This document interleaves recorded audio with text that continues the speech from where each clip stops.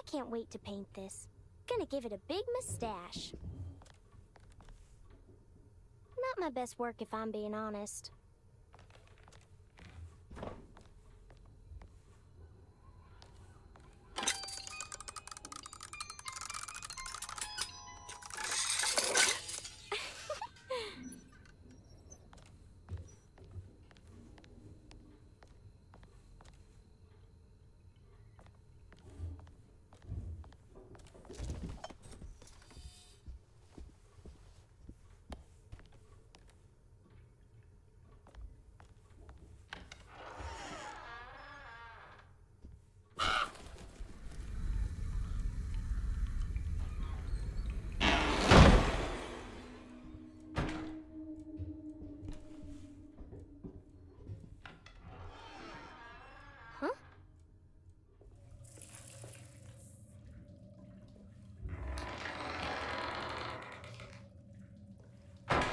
I already washed my hands today.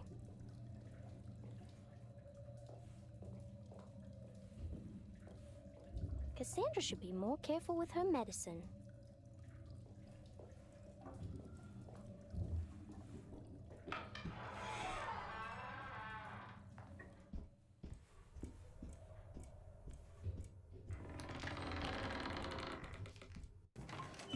Oh, goodness, you scared me.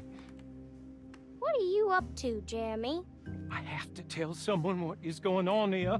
I have to try. You're not one of them, are you? Please tell me, Grace. You're not a spy, are you? Who's spy? Them. The others. All of them. No, you're too innocent. I'm too innocent.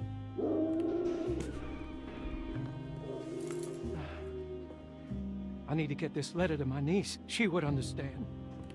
Just give it to the clerk, Mr. Waits, and he'll post it. No, he could be in on it. What if he won't post my letter? Then don't make it look like it's one of yours. Here, let me do it.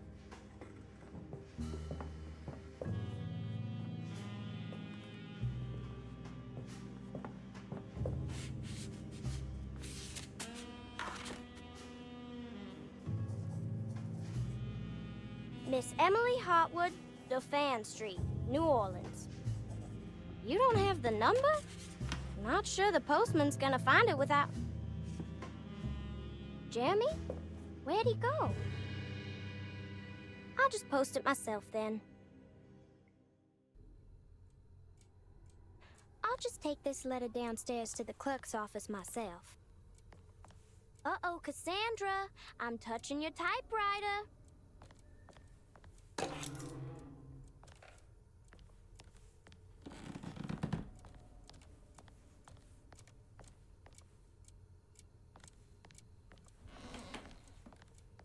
How are there so many books in this house and still nothing I want to read?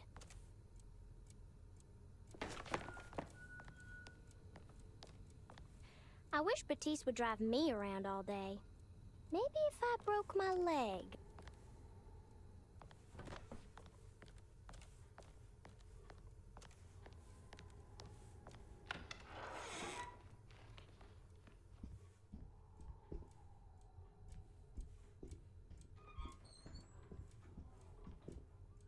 Look at this mess.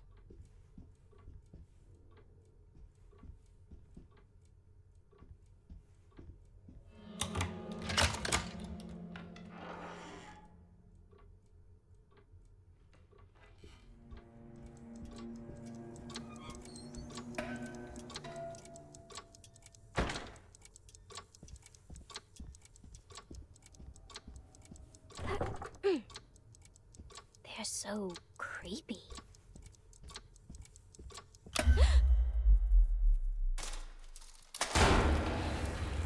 Oh no, Jeremy, what have you done?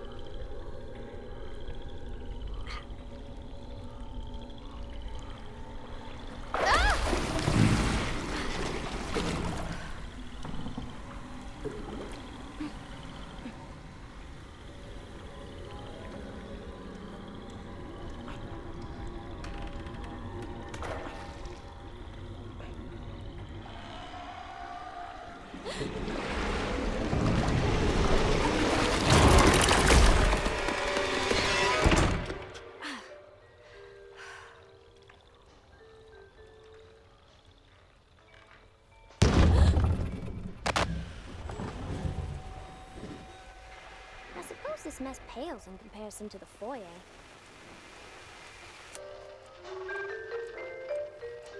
Oh, a little night music.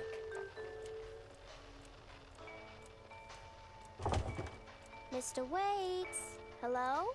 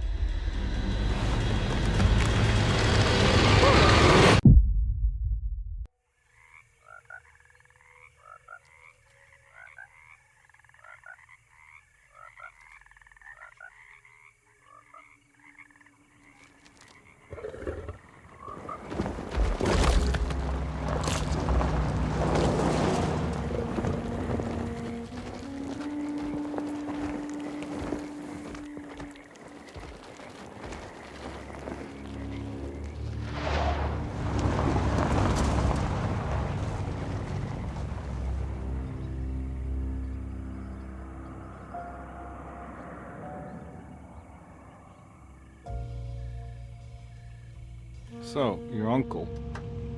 What's wrong with him? He's possessed. As in the devil? Something like that. He says a dark man is following him, watching him at all times. What do you make of it? It's nonsense, of course, but I'd be lying if I said it didn't bother me. You see, it runs in my family. Possession? No, Detective. Deteriorating melancholy.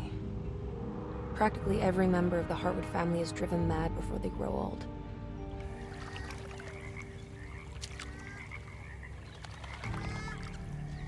But Jeremy didn't kill himself. Is that why he's at your setup? Despite being convinced that he is truly possessed, he decided to put his last chips on Dr. Gray and his psychoanalysis, figuring he might stumble upon some cure.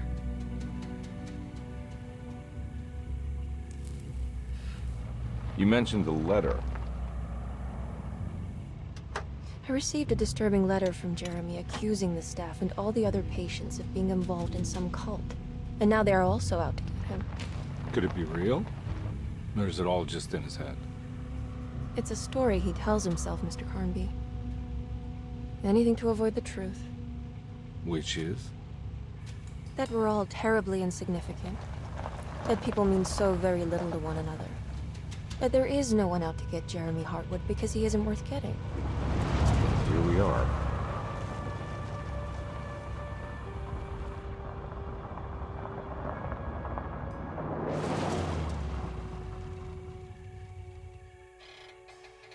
My uncle's not well, Mr. Carnby. I want to make sure he's all right. Then what's my part in this? You couldn't get a cab? I just wouldn't feel safe going alone.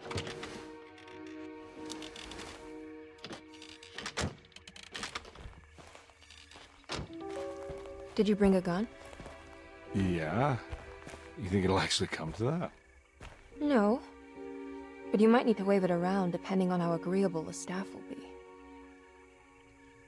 What exactly are we gonna do when we find Jeremy?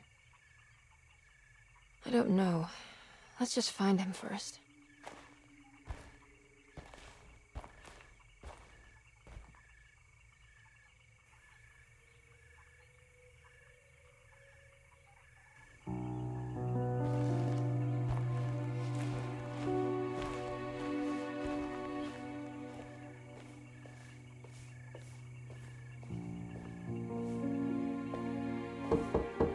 Hello? Hello? Looks abandoned. It can't be. There has to be someone around. Wait here. I'll go around back.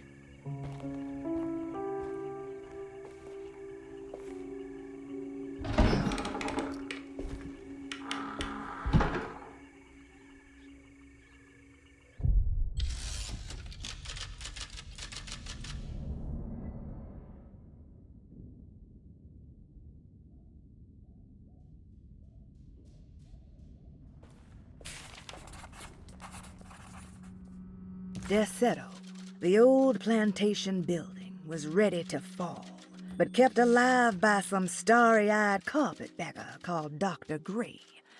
Seeing how the staff couldn't even be bothered with answering the door, Detective Carnby figured they would just head inside and grab Jeremy. He just needed to open the front door for Emily first, so she could talk to her uncle. Louisiana State Board of Private Investigator Examiners grants the following license to Edward Carnby, Decatur Street, New Orleans. License number 196692-LA. Good until May 15th, 1930. Carnby, why am I hearing from Gloria Allen that you got some job at the loony bin? You better not be thinking of paying her off before me. I don't want to take you for a ride, so get me my money. I'll be at the Maccabean all night if you score some dough. Obed Morton.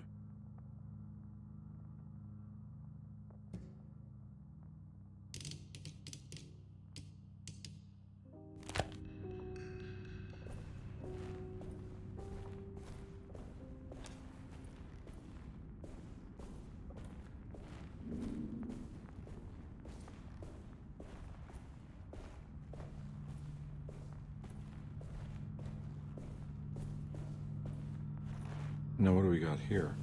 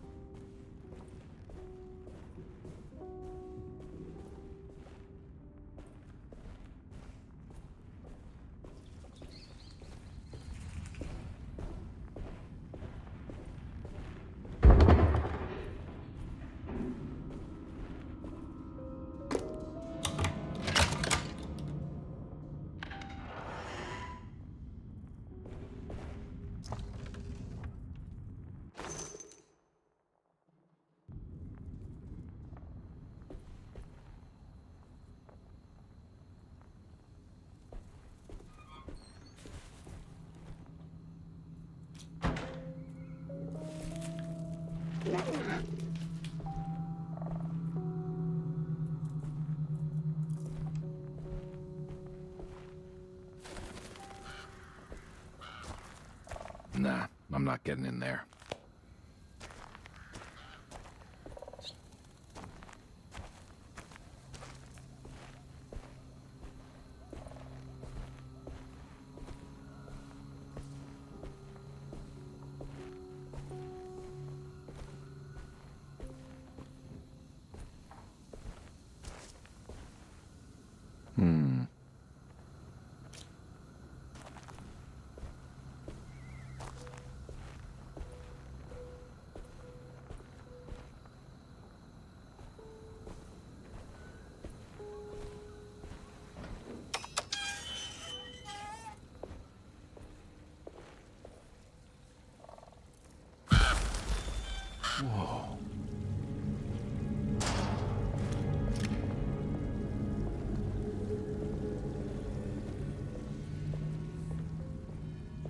one big tree to fit inside a conservatory.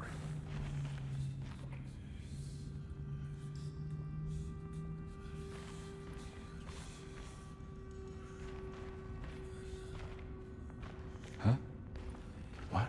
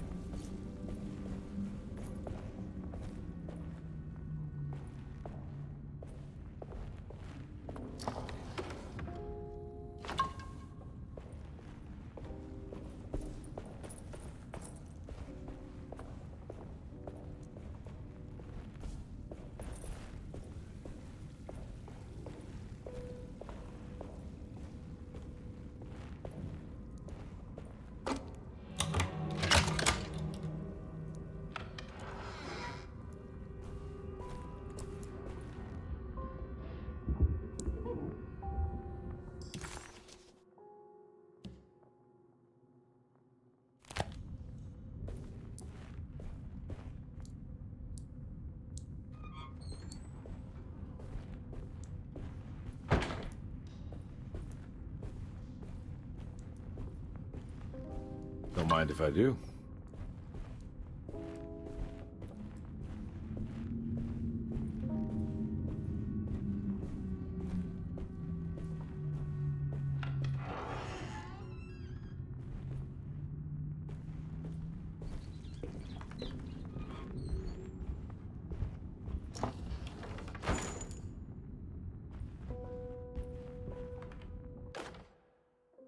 Every day your silence weighs a little heavier.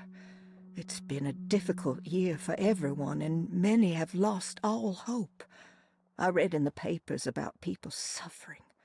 Pictures of dust-covered landscapes without a drop of water.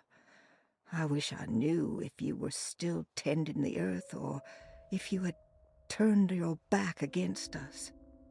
I have started to look for help elsewhere.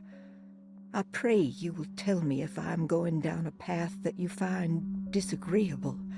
With help from Baptiste and Charlotte, I found comfort in the practice of the voodoo.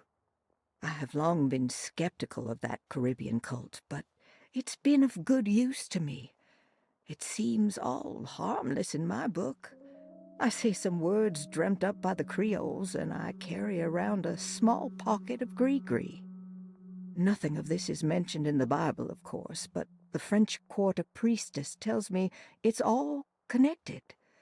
She says the Christian God is just one more perspective on the creator of things. That's what I like to think, but the other way around, that the spirits of her faith are just aspects of you, our Heavenly Father. I am so grateful for the words you gave Mr. Hartwood. We will sing your praises at St. John's Eve. The world will be blessed soon again. Only the sacrifices of the Old Testament compare to your demands. Let it be the truth. A mother of earth, wood, and dirt. A mother of 1,000 young. Sacred sand, $1. Black cat oil, $1.50. Devil shoestrings, a quarter. That makes $2.75, madame. What was that you were telling the doctor? A goat without horns. What does that mean? Ah, you must have misheard me, madame. I said no such thing. Please, I know I don't look like any of you, but I'm devout. I'm ready to do what it takes. Do not be so eager to sacrifice the few things you have left, madam. Now please, leave my store. A goat without horns.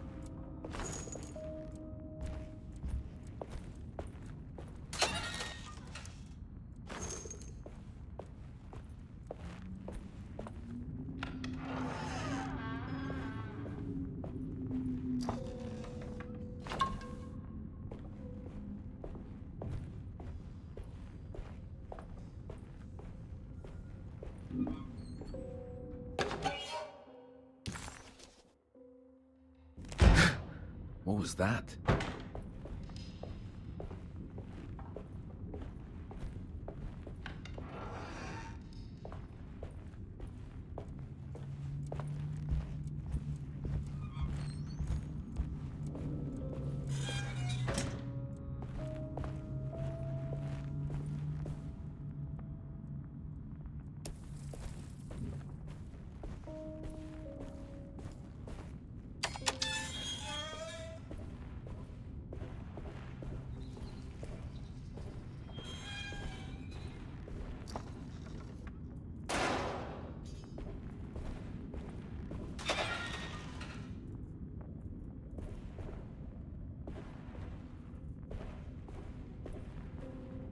I need the key.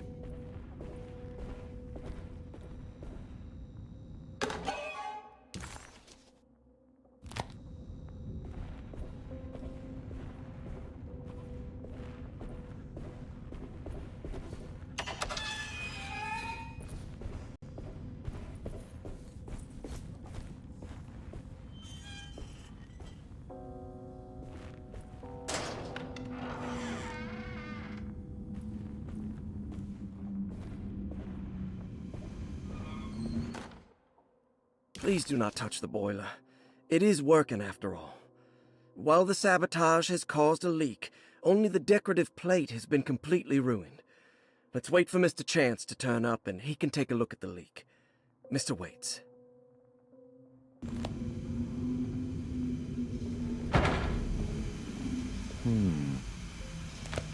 That doesn't look safe.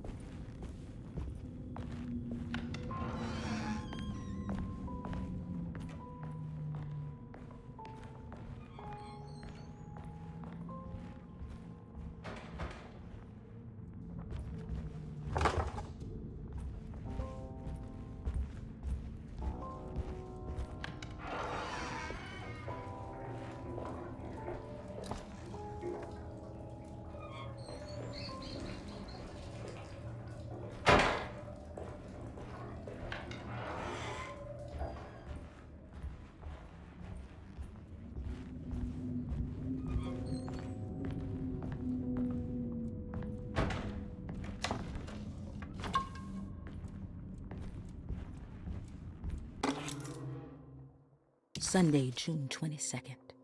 I spent all day looking for Jeremy. I should have cared for the others, but I'm scared that he will do something irreversible. Cassandra is upset that I didn't give her the latest shipment of pain medication that Waits brought from the post office yesterday. I would have given it to her, but the company didn't send a new key this time around, so the box is just sitting there on my desk. They must have figured we had plenty of their gimmicky keys by now. I only remember seeing one lately. Grace was playing with it inside the grand parlor. Unless it turns up by itself, it will have to wait. I have to figure out where Jeremy is. I think Jack knew something. That dog of his found a strange rot permeating the house. She's showing us, he said. Like those blots and streaks of fetid rot was talking to him.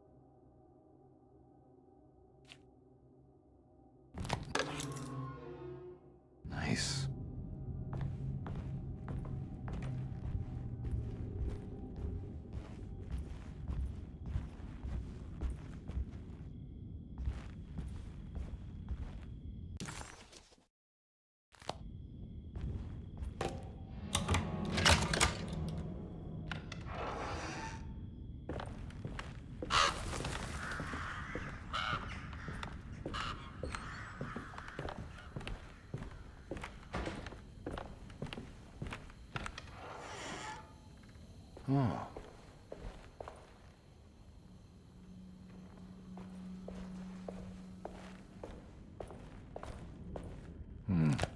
I need the key.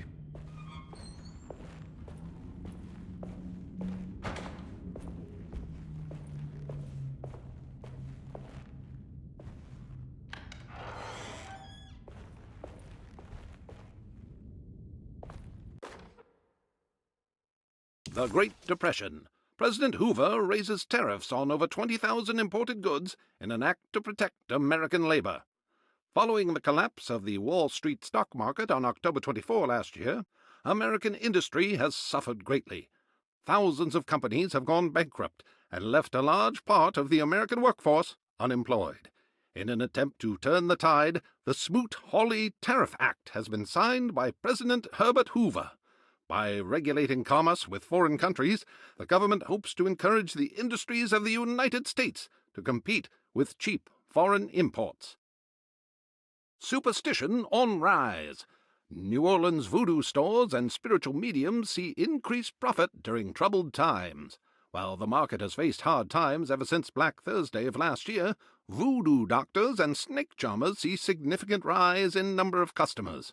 With the coming Eve of St. John on the 23rd, the police expect increased cult activity around Bayou St. John, the southern shore of Lake Pontchartrain. Voodoo rituals in that area on the Eve of St. John have a long tradition reaching back to the first snake worshippers brought as slaves from West Africa. During the 19th century, its practice was popularized by the legendary Marie Laveau, and has since been embraced by many of the Creoles and a surviving aristocracy of the French Quarter. Author seeks asylum.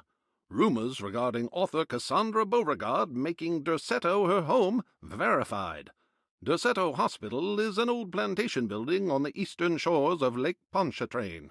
While often considered an asylum for the insane, residing Dr. Elmore Lee Gray prefers to think of it as a convalescent home, a place where you can go to rest. The patient list is kept secret, but thought to include many of the black sheep of wealthy families, because at Derceto, treatment does not come for free. Local author Cassandra Beauregard has now been confirmed by her own admission.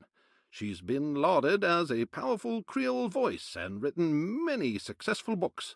Lately it was reported from Hollywood that she has finished a moving picture manuscript titled Slaughter Gulch. That film is set to hit the theaters next year.